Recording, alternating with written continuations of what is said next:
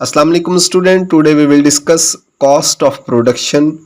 हम cost of production को discuss करेंगे, उसके बाद इसकी टाइप्स को, जैसा कि fixed cost, variable, total, average and marginal cost हैं, इनको हम डिस्कस करेंगे और इनके दरमियान जो आपस में इनका रिलेशन है उसको हम इलेबोरेट करेंगे इनकी डायग्राम्स के ज़रिए और स्केड्यूल के ज़रिए।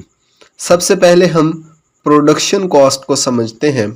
प्रोडक्शन कॉस्ट होती क्या है? कोई भी कमोडिटीज़ हम बना रहे हैं या कोई भी प्रोडक्ट्स हम तैयार कर रहे हैं, उन प्रोडक्ट्स और कमोडिटीज़ को बनाने में जितने भी एक्सपेंसेस लगेंगे, उनको मैन्युफैक्चर करने में जितने भी एक्सपेंसेस या एक्सपेंडिचर्स लगेंगे, उन सब का मजमुआ क्या कहलाता है? Production cost. मतलब ये कि किसी भी कमोडिटी या फिर किसी भी प्रोडक्ट्स को बनाने के अंदर जितने भी एक्सपेंसेस आते हैं उनको क्या कहते हैं? Production cost. इसकी डेफिनेशन क्या है? The total expenditures which we have to bear at the production of commodities.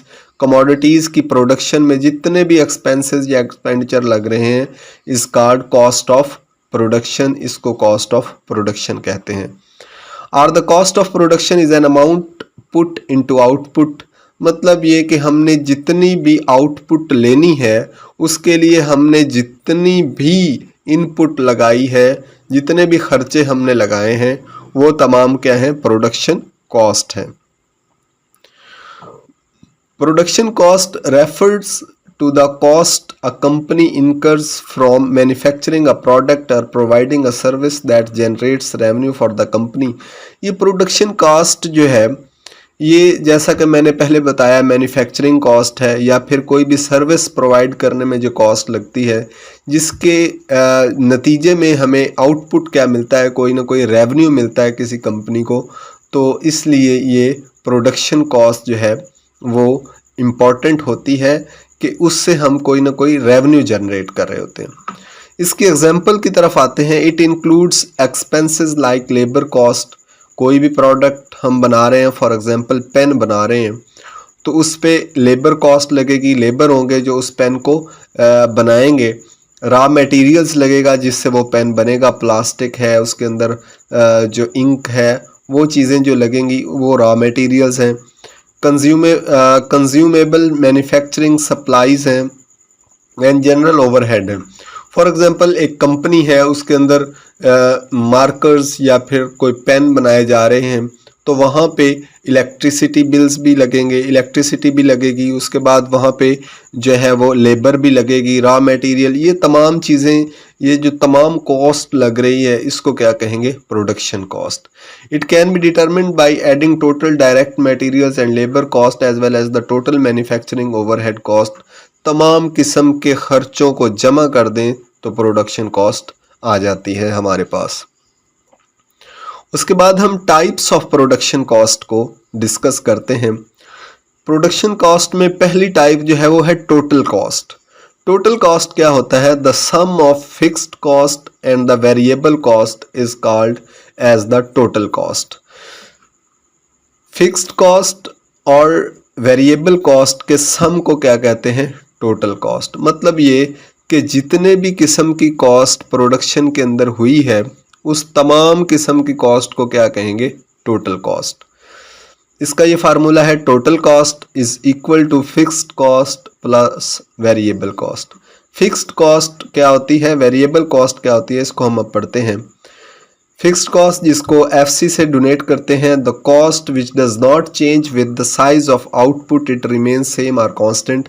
ऐसी कॉस्ट जो कि चेंज नहीं होती, हमने जितना भी आउटपुट लेना है उसको कम करें ज़्यादा करें, वो कॉस्ट, वो खर्चे, वो एक्सपेंसेस चेंज नहीं होते, उन एक्सपेंसेस को क्या कहते हैं? Fixed cost.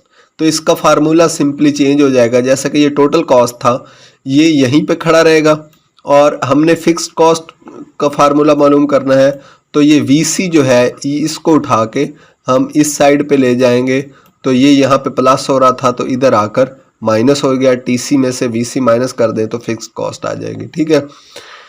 इसकी एग्जांपल में सैलरीज ऑफ परमानेंट स्टाफ, जो वहाँ पे लेबर्स हैं, परमानेंट स्टाफ हैं, उन्होंने तो सैलरीज लेनी है, चाहे आप एक आउटपुट क्रिएट करें या 10 आउटपुट क्रिएट करें। लैंड जो हमने कंपनी के लिए जगह खरीदी है या फिर जो रेंट है, रेंट पे ली है हमने, उसका लैंड का रेंट जो है वो तो हमें पड़ना है, वो तो फिक्स्ड कॉस्ट है। Interest of capital, revenue, reserve funds, taxes, ये तमाम चीज़ें क्या हैं, फिक्स्ड कॉस्ट हैं। Always fixed in spite of increase rate of production, production बढ़ाएं कम करें, ये कॉस्ट जो है वो फिक्स्ड रहेगी। उसके बाद हम बात करते हैं वेरिएबल कॉस्ट, जिसको वीसी से जाहिर किया जाता है। द कॉस्ट विच चेंजेस, जैसा कि नाम से जाहिर है, वेरिएबल का मतलब होता है चेंज होने वाली। The cost which changes very by changing the output of firm is called variable cost. Fixed cost क्या थी, जितना भी आउटपुट चेंज कर ले लेकिन वो कॉस्ट चेंज नहीं हो रही, लेबर ने पैसे लेने ही लेने हैं, ठीक है। कुछ एक्सपेंसेस फिक्स्ड है, जैसा कि लैंड का था, बिल आना है, वो चीज़ें तो आनी ही आनी है, वो फिक्स कॉस्ट थी।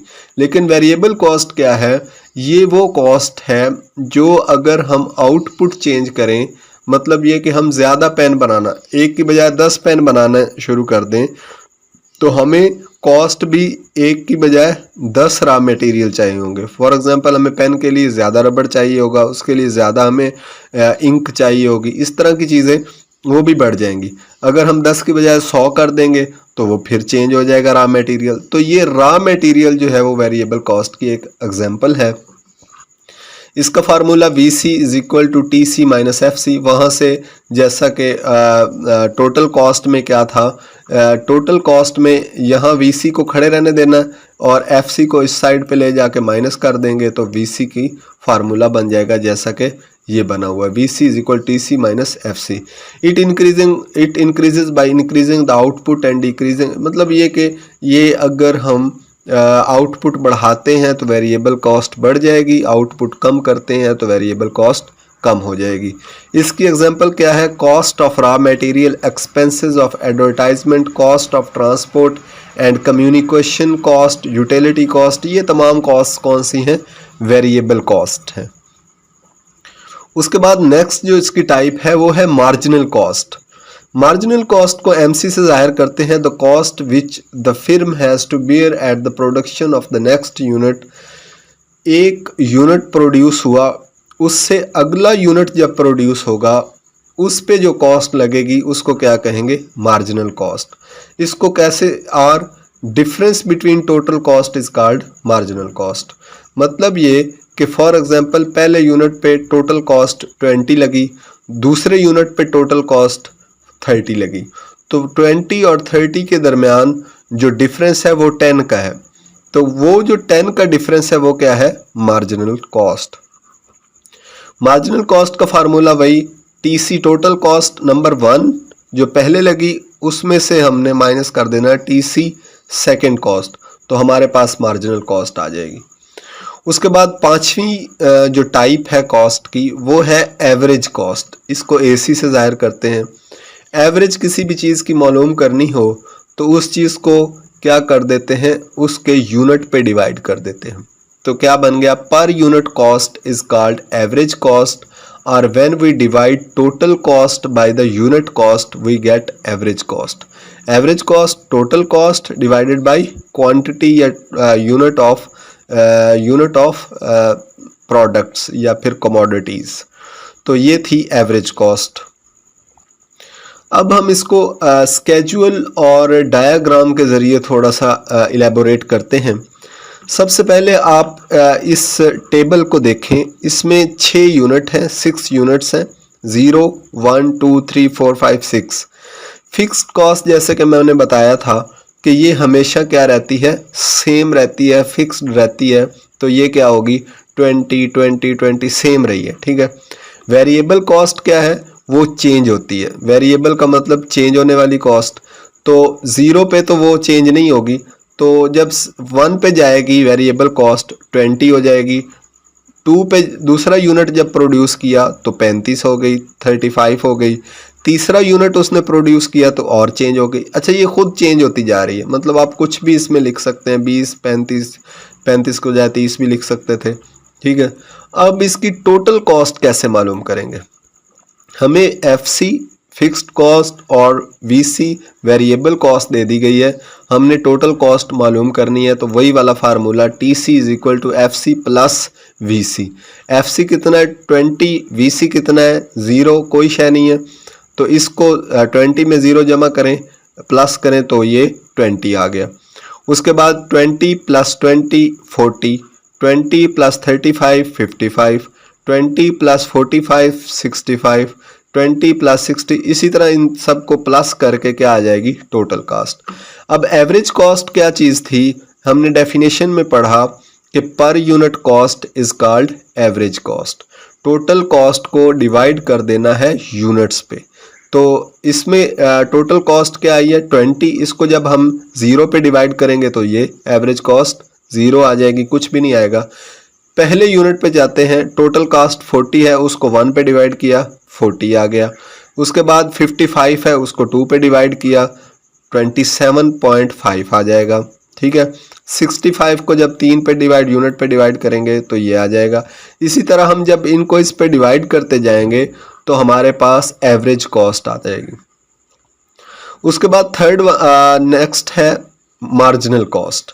मार्जिनल कॉस्ट की हमने डेफिनेशन ये पढ़ी थी कि the cost which we have to bear for the production of next unit. Next unit की प्रोडक्शन के लिए या difference between total cost is called marginal cost.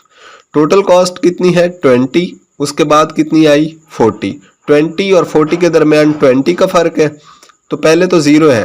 First unit पे कितनी होगी 20 माइनस 40 20 आ गई, फिर 40 माइनस 55 15 आ गई, फिर 15 में से 65 गया 10 आ जाएगी।